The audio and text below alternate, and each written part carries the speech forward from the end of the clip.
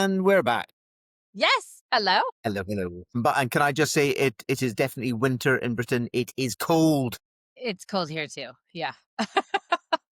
We haven't had snow in Colorado just yet. This is weird. We just had rain and sleet, but it keeps us going. Indeed, indeed. And how is everyone? Elspeth still off? Still off doing our humanitarian stuff. Doing well. There's been a bit of illness around in the staff as well, so people cross covering for each other. It's a shame for the people who are ill, but it's good that everyone gets to cover each other and make sure that the team bonds well. So Yes. working hard. Very good. And I understand Callum's team won again. They did. It's an interesting thing. If you play Callum from the start, the team wins. Just saying. Not that I'm biased. No, They of they course won not. 3-2 with the winning goal in the soccer is 90 minutes plus injury time. So it was essentially the 95th minute they got the winner. So 5 they were minutes of quite, injury? Dang. yeah. Oh. Is everyone all right? Yeah. Just lots of Okay. time wasting going on when the other team thought they were going to win. Right. Okay. Wow. We'll put the link below for everyone if they're into football. Yeah, And of course, that'd be you cool. and the poor lad. He needs a mention just because he's around. He's our Psalms and Proverbs boy because he's there. Yes. Right. Yeah, he's just come up. He keeps on popping up with the wacky things. I was asking him, "What Christmas presents do you want?" With Elspeth being away, I'm in charge of buying them this year, and he said, "I'd like a Christmas jumper. The more awful, the better." Ah, So yes. I have got free license. Ooh, I wonder if people want to make suggestions to you. Christmas jumpers are a thing. Yes. Yes, indeed. Right. Well, before we get too far afield into naughty Christmas jumpers or untoward Christmas jumpers, Acts 27 and 28. So we just have this little tiny portion of New Testament. And then don't worry, folks, we will circle back in and then we'll just have Old Testament and New Testament. And then we're into Gospels, which again, timing and the Lord and the way he works things is amazing to me. But Paul, I love in 27, sirs, I can see that you should not do like, don't leave. You just, excuse me. And they just ignore him. And then later on, and I love in 21, maybe I'm jumping over some of your stuff, but he says, and this is kind of significant for me, for last night there stood by me an angel of the God to whom I belong. And so he's like trying to put this in context for them. They don't know Yahweh. Some of these sailors, they might be pagans or whatnot. And he's trying to explain this to them. And then he's saying that the angel told him that he is going to make it to Rome. And that's what you can hold to, because if I need to make it to Rome, then I'm going to make it through this. But he also says, and for all those to all those who are sailing with you, which I thought was interesting. And obviously it was well received by all the people on the boat, but you might have been like, what do you think? Like, what this? And if you didn't have this context, you might have been a little bit, well, that's not what my gods say or whatever. I'm scared. I don't, but it was interesting that everybody just said, okay, we're going to trust this. Yeah. And throughout certainly all of Acts 27, well, all of Acts generally, Luke is just living up to what he does. He looks for the detail. He looks for careful investigation of the facts, and he tells a ripping good story. It properly is. It's a roller coaster, and he takes you with it. And throughout Acts 27, I really got this idea that he's giving the names of places, the names of people, descriptions of how to handle a ship in a storm. This is somebody who knows what he's talking about. It's not just sort of, there's a ship. What might a ship have? Oh, it'll have a sail. Let's put a sail underneath the ship. No, he knows where the sail should be. He knows where the rudder is, how you look after it. He's a man for detail. Yeah. Yeah. He does give a lot of that. 39 and 40. There's a man, I'll link this as well. I don't know what I think of the maps being, or the names of places being changed. I don't know what I think of that. That's kind of I guess in conspiracy theory world, but obviously with Little Season eschatology, it's something people question. So I don't know what I think of that. But it says, well, we landed on Malta. It's actually in the first verse of 28, they declare it's Malta, but in 39, it's we didn't recognize where they landed. and a man named Robert Cornuke he is looking at all of the Bible and formed, it's called base Bible archaeology, something or the other. I can't remember. Anyway, I've met him. This lovely man.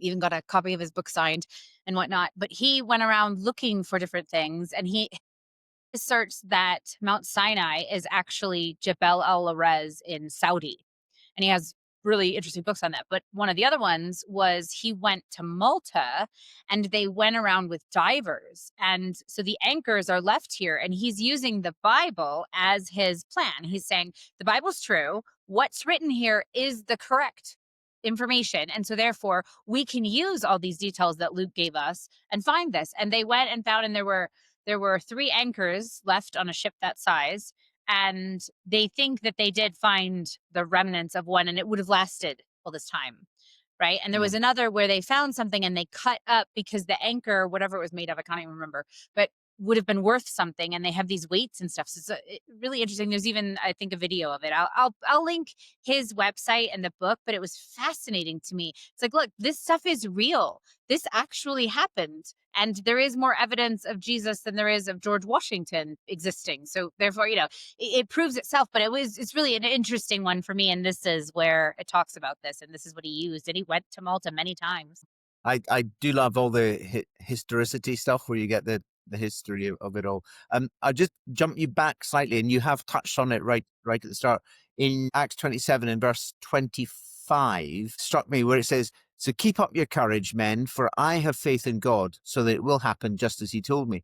And the rest of the crew on the ship, the soldiers on the ship, it seems that they're not Christian, but Paul is saying, keep up your courage because I've got faith. So the faith of one person in Jesus is more than enough to cover the unfaith or the lack of faith of everyone else. And what do they take from that? Well, you can have courage, you can be inspired because I have faith in Jesus. And I thought, yet again, it just shows this underpinning of the incredible strength of Jesus. Amen. And it's, what is the number? 6 of us on board, There verse we go. 37. Yeah. Yeah. Yeah. So And that's just so Luke as well, that he gets, I need to know numbers, folks. Tell me the numbers. right, it is interesting, and that's where you get into some of this Old Testament stuff where it's like this many of this tribe and that many of that tribe, and you kind of think, do I care? Well, information is relevant. It's in there for a reason. So the other thing that I had in 28, so they get saved, right? And then the whole viper thing happens, and you have some, probably in America, I'm sure there might be some in Britain, I don't know, but these weird churches who are, saying, oh, we should have snakes in our midst, and it's like, no, that's not what it's saying at all. But the serpent from the garden, and that we are able to tread on the serpent. But this is interesting, where the automatic assumption of the Maltese is, because the viper bites Paul, that he's a bad dude. And they know that some of them are prisoners, because the centurion, I'm sure, explains, why are they in chains, or why, and he must have taken them Yeah. off or something, or who knew, but these men are under my guard. And they automatically think, oh, he's a bad dude. And then a little bit later, they're like, no, he's a god. And it you're flitting a lot here. He's a man, and he explains that, but the fact that he doesn't react to the viper bite is a testimony to the people. Yeah. Yeah. And I think I said last time I was on, just as a apropos nothing at all, that the only venomous snake in the British Isles is the adder, otherwise known as the viper. We don't have Yes, any other nasty snakes other than that. And Ireland doesn't have any at all because St. Patrick cast them all out. And so there are no snakes on Ireland, apparently. it's crazy. And then Yeah. we can go to Australia, and like 20 things will attack you and kill you. So yeah, I thought it was really interesting with the time frames. I have cited that with you and with Audrey and with Dave. But even here in 2811, 3 months later, so they stay on Malta for 3 months. And then in 30, he lived there for 2 whole years at his own expense. So this is actually, and you had wanted something to say on that, but basically, time passes. This book isn't just 5 minutes of the lives of the disciples. It covers, quite a long time.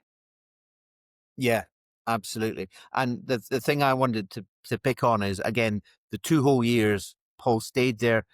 But what was he doing? He proclaimed the kingdom of God and taught about the Lord Jesus Christ with all boldness and without hindrance. Now, you look back at the struggles that he's had, the persecutions he's had, and this word from the Lord, you will go to Rome, you will preach the word. So all the way through on this journey, and now here he is for 2 whole years. He's staying there and he's preaching without hindrance. And it's sort of all that struggle, all that persecution. There's your platform, boy. You go for it.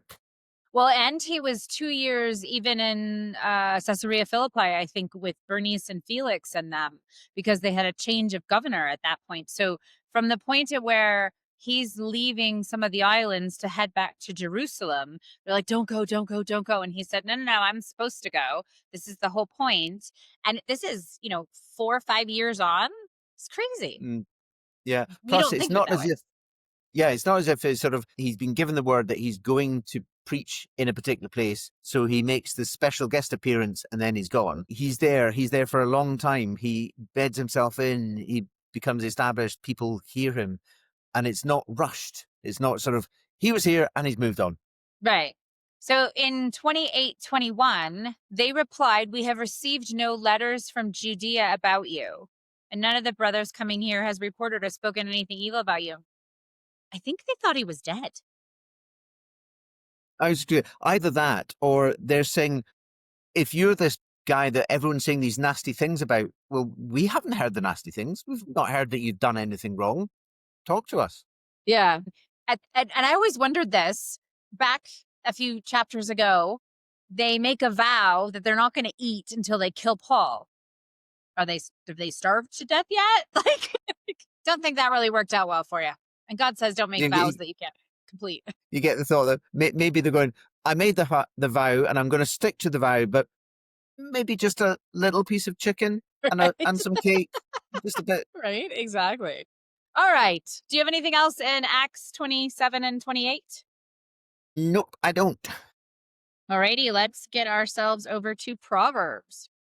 Okay. And I will let you take it away because I don't have a lot here. Proverbs 21, verse 3, which says, to do what is right and just is more acceptable to the Lord than sacrifice. And I was struck by this thing about sacrifice. Yes, you can make a sacrifice. It could be a good thing that you've done, but you're saying, look at this enormous sacrifice that I have done at enormous personal cost. I have done this for you. Look at me, look at me, look at me. And so it completely covers the fact that you've done this sacrifice. And all the Lord is saying is, no, no, no, just do what is right and what is just and what is good. That's what I want you to do. That reminds me of Cain and Abel, of what was the motivation behind the sacrifice. Yeah, completely. So in verse 9, it says, better to live on a corner of the roof than share a house with a quarrelsome wife. So in previous episodes, folks, Beth and I have talked about putting away wives, but now looks like I'm hiding on the roof of on the corner of the roof rather than being with a quarrelsome wife. I don't have a quarrelsome wife, just laying that out. I have a good wife. But it just showed me that arguments drive people apart. They drive people away. And the distance grows if it's not addressed. And it's not just a nagging wife, it's a poor husband too, it's a vice versa thing. The point being that it drives you apart.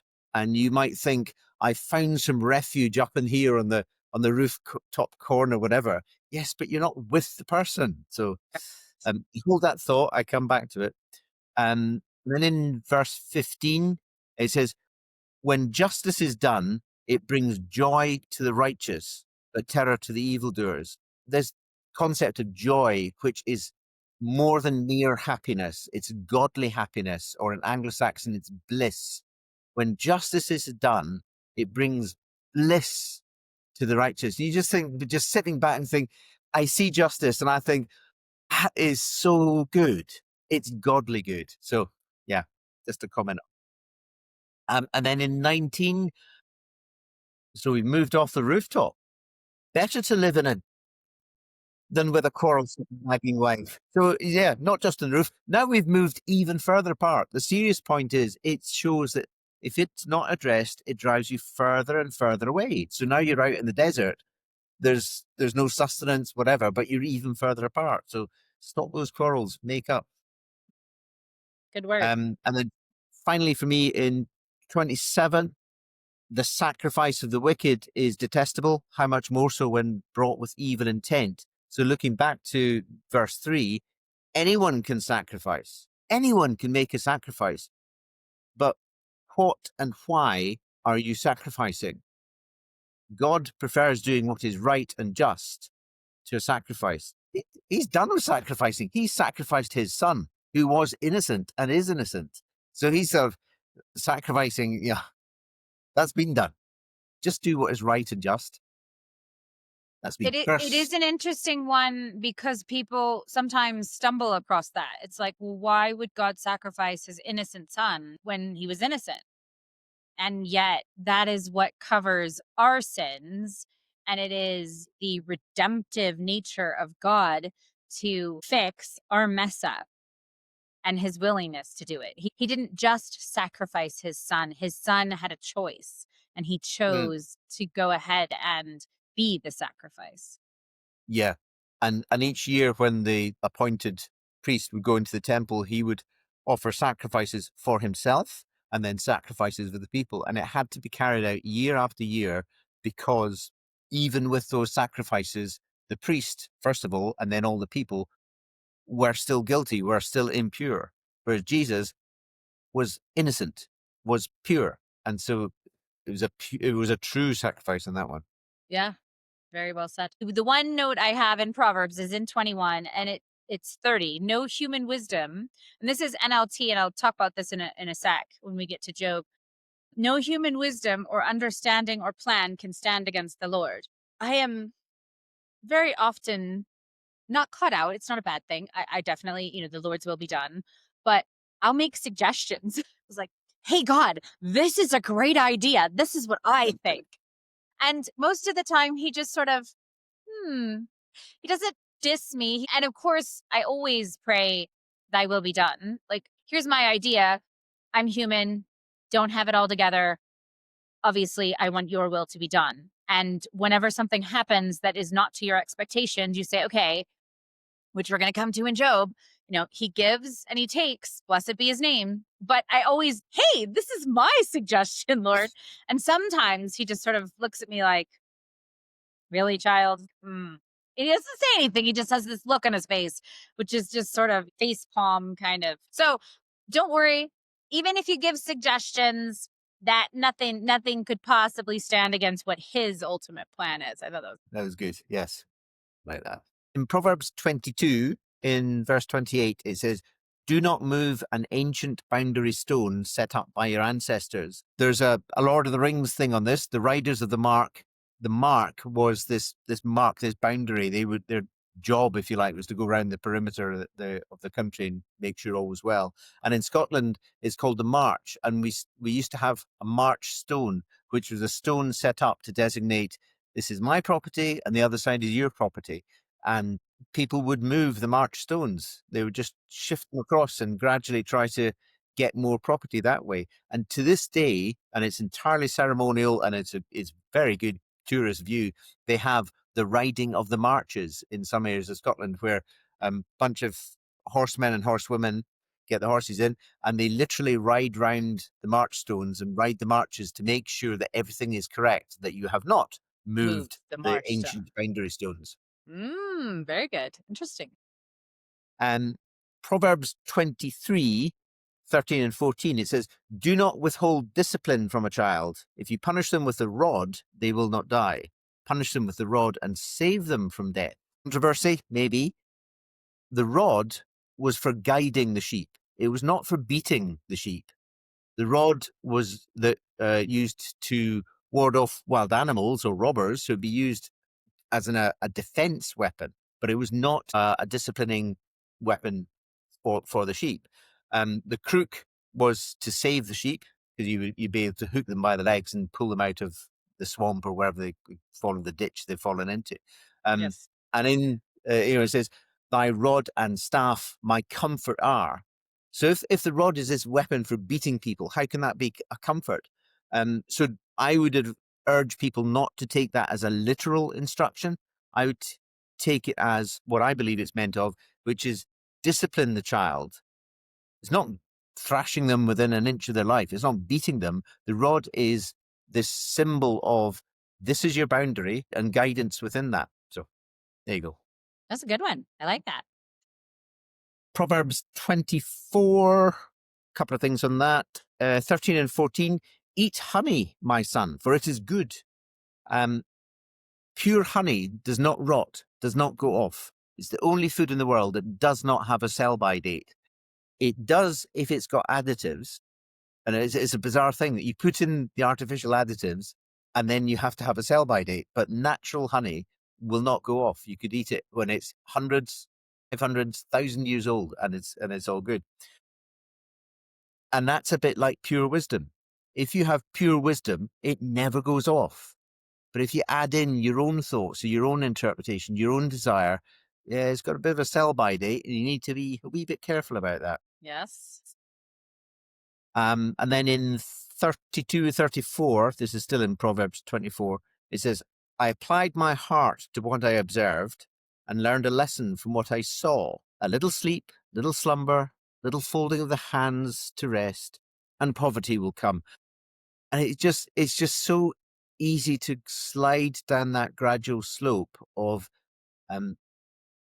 as it says, just a little sleep, not much. Proverbs 25 in verses 18 to 20, like a club or a sword or a sharp arrow is one who gives false testimony against a neighbor. Lying hurts. If you tell a lie, it hurts somebody. And then it says, like a broken tooth or a lame foot is reliance on the unfaithful in a time of trouble. Looks like a tooth. It has been a tooth, but you can't use it to bite anything because it is broken. You can't use it. Or a lame foot. You can't actually walk on it. It is a foot. It looks like a foot, but it's not reliable. Relying on the unreliable, it doesn't work. And then it says, like someone who takes away a garment on a cold day, or like vinegar poured on a wound, is the one who sings songs to a heavy heart.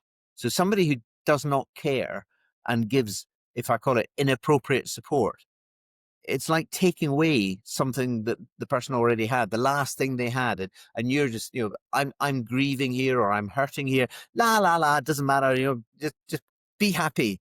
Well, you can't just tell me to be happy and I'll be happy. And it's like taking away that last thing. So I think that it's sort of understand who you're with. Mm. Listen to them with your heart, if you like. And then also in Proverbs 25, verse 24. Oh, we're back. Better to live on the corner of a roof than share a house with a quarrelsome wife. It's just a reminder.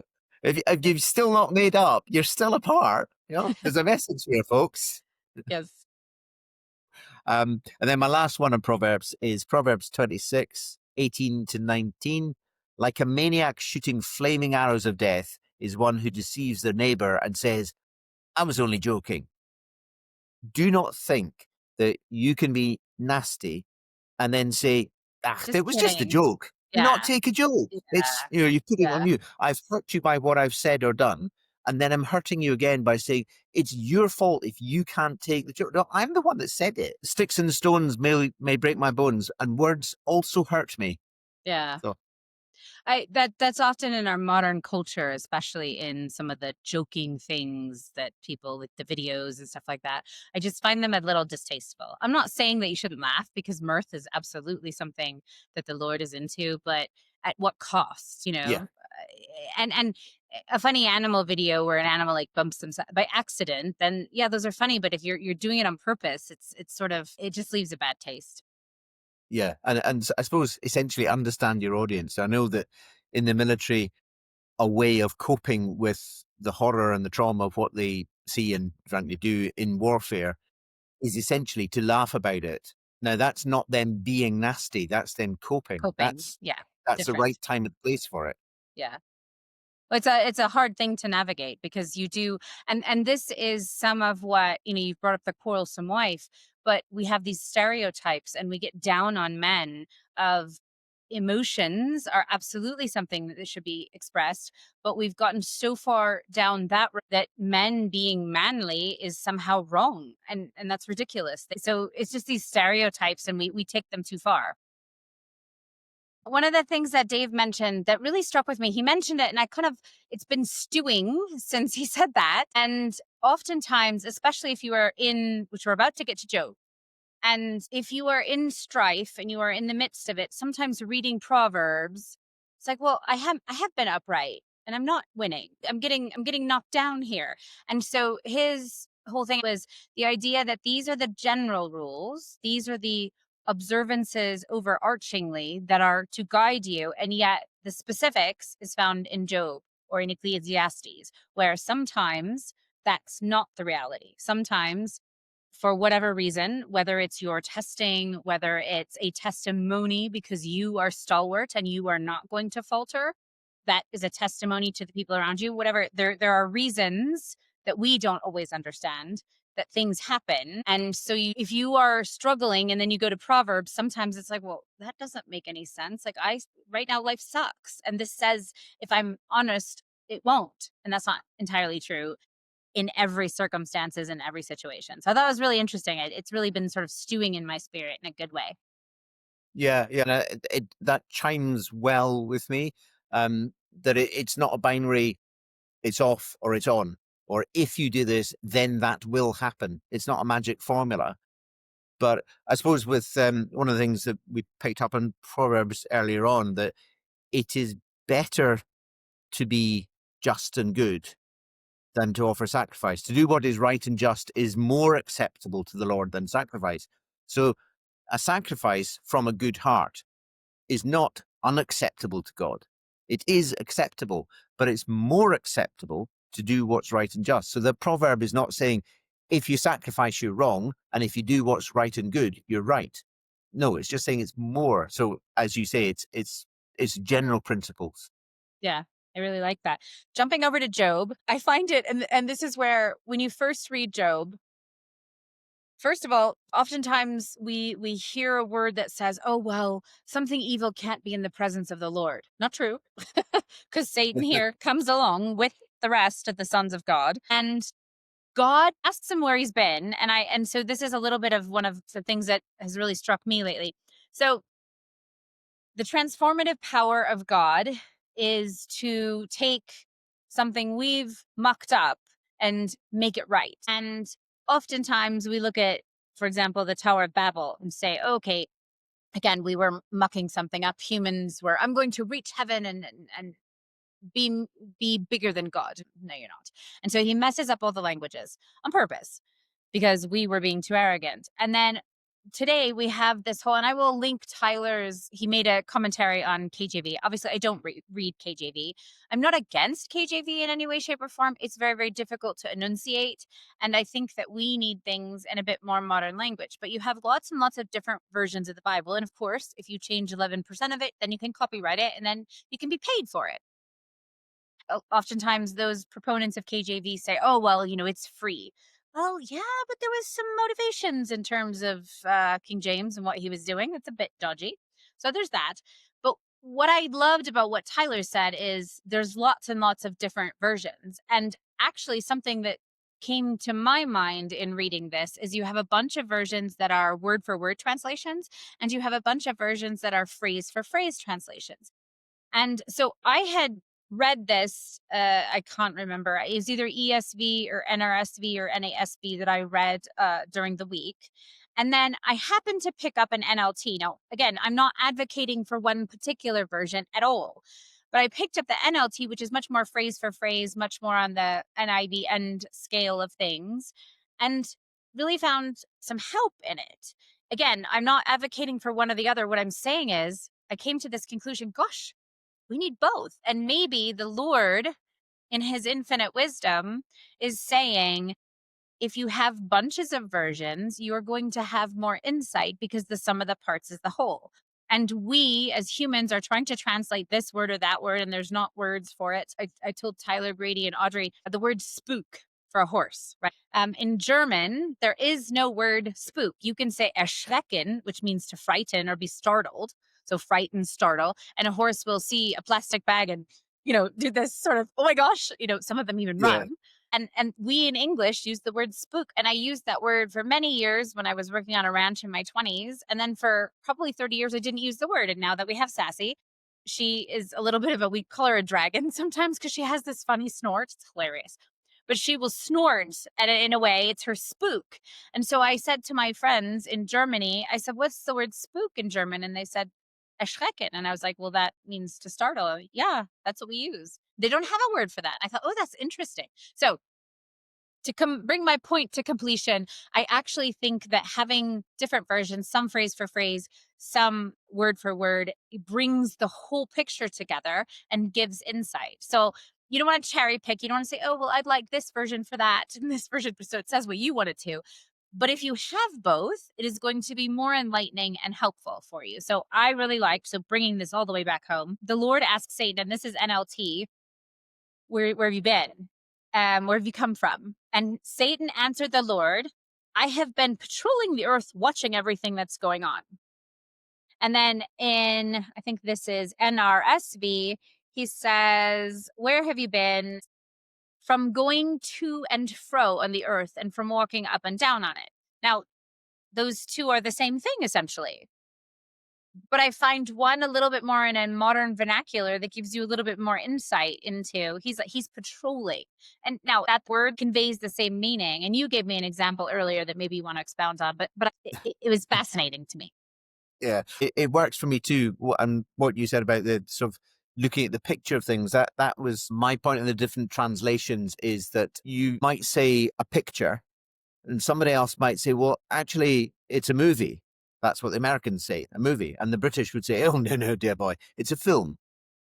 Each word is the same thing, but in a different context or for a different culture. Or somebody else might say, well, it's a drawing. Yes, it's a drawing, but it's actually a painting. Well, yes, it's a painting, but it's an oil painting. Well, yes, but actually again, it's a picture. It all just adds to the imagery in a context that the reader, the viewer would understand naturally themselves. Another example is that there's so much of imagery throughout the Bible about sheep and shepherds. And modern people in the city are going, sheep? What's that then? I see the meat packaged in a supermarket for the groceries, but I've never seen a sheep. I've never physically laid eyes on a sheep in a field. So why all this imagery? Well, it's in your context of what it looks like. Well, and sheep are really dumb, really dumb. So it's actually not a very flattering comparison, unfortunately. Which, Yeah. the And Lord's not wrong, but yeah. Also picking up again what you say about just that start. For me in Job 1, verse 6, it says, one day the angels came to present themselves before the Lord, and Satan also came with them. And I've got this imagery, this picture, this moving image, folks, of this annoying kid who just keeps hanging around the rest of the group causing trouble. And you want rid of him, but he just keeps turning up. And it's the angels are all there going, yes, Lord, worshiping the Lord, to what can we do? And this annoying kid's turning up going, yeah, oh, why are you worshiping him?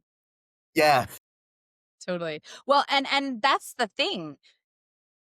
You feel somewhat maybe even betrayed. God points out Job. Satan's just there. What are you doing? Patrolling. I'm looking around, going to and fro in the earth. And then the Lord says, have you observed my servant Job? And often you kind of come to this and think, Lord, dude, why did you highlight? Because he was upright and he was like an immovable, he was like a redwood tree. The Satan just buffeted him and he did not move. Even when his quarrelsome wife says, curse God and die, he doesn't move. I loved in 122, in all this, Job did not sin or charge God with wrongdoing. And I loved Dave's thing about questioning God and that you can ask questions, which is what Job is doing. And yet here did not sin or charge God with wrongdoing. So he's not blaming God. He's saying, God, why? God, what? God, I don't understand. But he's not saying, God, you meanie, you're horrible. It never says that. And it says that multiple times here again in 2, this is verse 10. In all this, Job did not sin with his lips. So he is not saying anything bad about the Lord, but he is asking questions. And I think that subtle difference is really important. Not challenging, not saying, God, I don't agree with this. You're giving me bad. No, God's never giving bad. But you're saying, I don't understand this. I don't know why this is happening to me. Those are legitimate questions. Yeah, absolutely. And what you mentioned about the silence, yes, you can question God, but the impact of silence in Job 2, if I can jump onto that, Job 2:13. So in there, it says, then they sat on the ground with him for 7 days and 7 nights. No one said a word to him because they saw how great his suffering was. And I understand this is called sitting Shiva or Shiva, where you just sit. It's a powerful support. You don't need words. In fact, words are not helpful at that point. You just need presence. You just need to be in the company of. Years and years ago, my parents were involved in a car crash. A drunken driver drove into them. They both survived, but it was touch and go from my mother, certainly. From my father, he had a broken jaw, and it was all wired up, various other things wrong with him. He was transferred to a different hospital because my mother she was off to the intensive care. He went off to a different one, had this. And everyone, well, we all went to see mother, and I also went to see my father. And when I went to see him, having seen my mother in such a bad state, and then seeing my father, he was going through his own trauma, which was double in a sense. It was less physical than her, but he also had the trauma of not seeing her, not knowing exactly what she was like. So you can give an update of, do you see? If she's really quite poorly, maybe she'll pull through. She did. But long story short, I ran out of words with my dad. And so I just sat by his bed and said nothing. And I do believe, and well, he has said that that meant so much to him that I took the time to be present with him. Even at the time, I was thinking, I'm not doing enough. There must be more I can do for him. But just being there is enough. And that's a sort of almost the best bit of Job's trauma and interaction with his friends is when they don't say anything. Right. Well, and that's it. You want to be you want to be Job's friends in sitting Shiva, but then they open their mouths, and that's the problem. I did like just before 2, and I actually looked this up. In Luke 22:31 is when Jesus says to Peter, Satan has asked to sift you, but I've prayed for you. And so here, this is in 2:6, the Lord said to Satan, very well, he is in your power, but only spare his life. So the question that came up for me was, did Satan have the power to do that? I thought that was only in God's hands. And yet, again, these are good questions to have. And yet trusting in what the Lord says is that he specifically tells Satan, don't you get up to any shenanigans, you little annoying, you who are always trying to put a wool over and whatnot. So in 2:3, Satan's come again. They've come, this is the second time. So all of Job's children have died. All of his livestock has been decimated. And now he has boils and sores all over his body.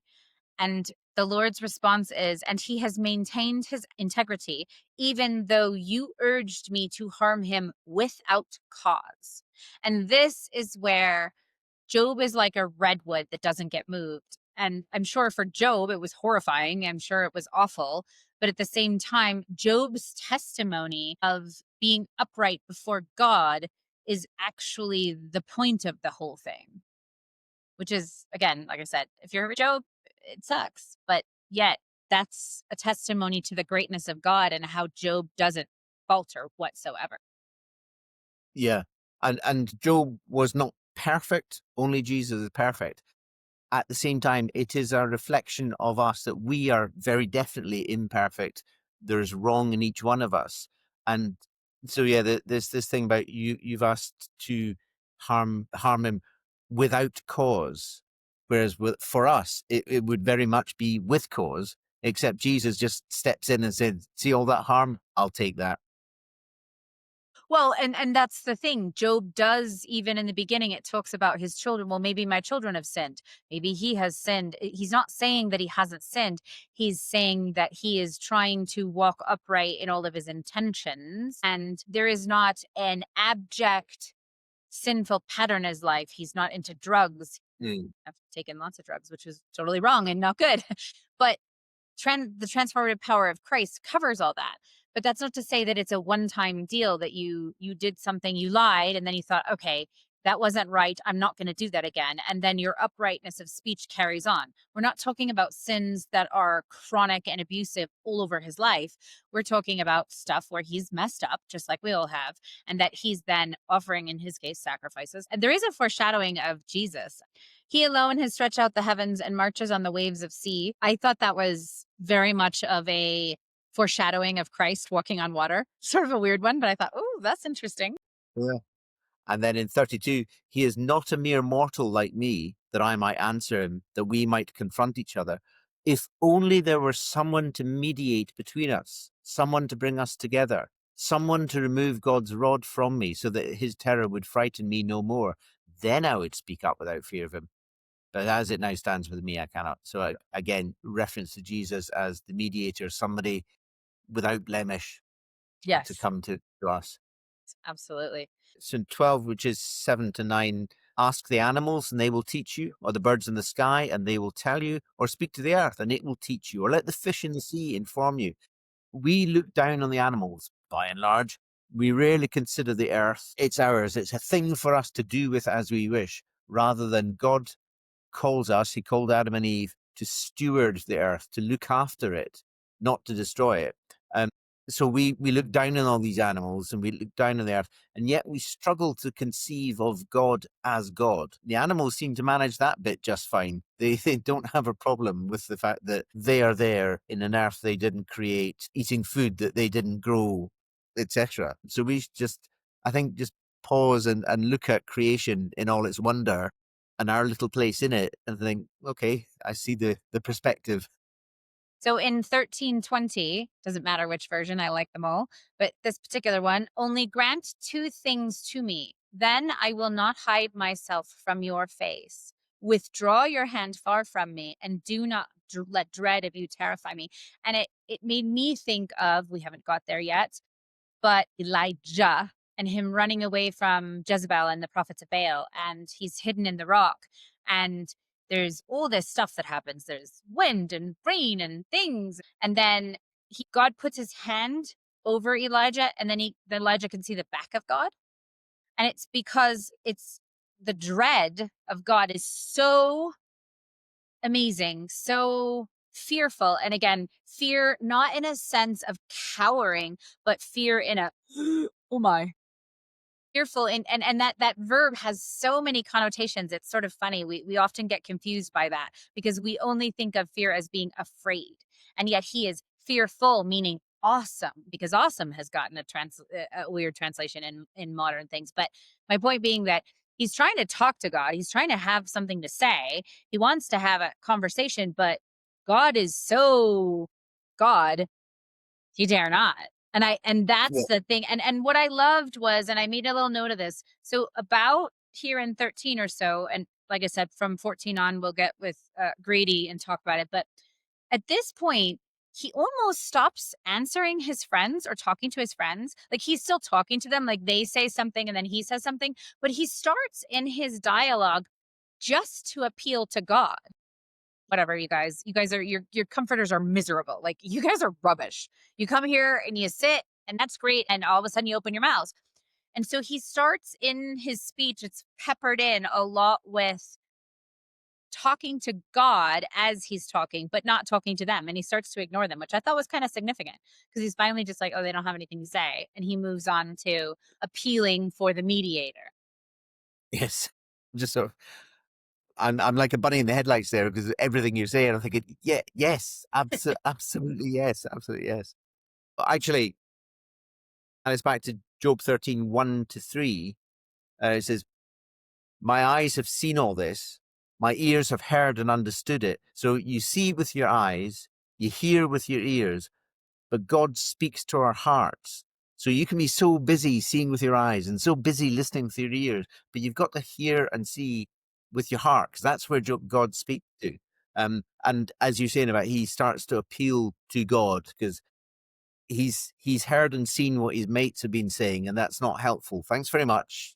Maybe you're meaning well, but it's just not helpful. So, as Job says, what you know, I also know. I'm not inferior to you, but I desire to speak to the Almighty. We need to we need to escalate this, guys. Well, and that's where his complaint is with. And yet, like I said, foreshadowing. Job's a good book. It's good information. So, any final thoughts as we wrap up here? No, I think we're done. It's been a right good canter through this. Really enjoyed it as ever. No further thoughts, my lady. All righty. Well, we'll see Grady next week. So, Excellent. thanks everyone. See you later, Tim. See ya.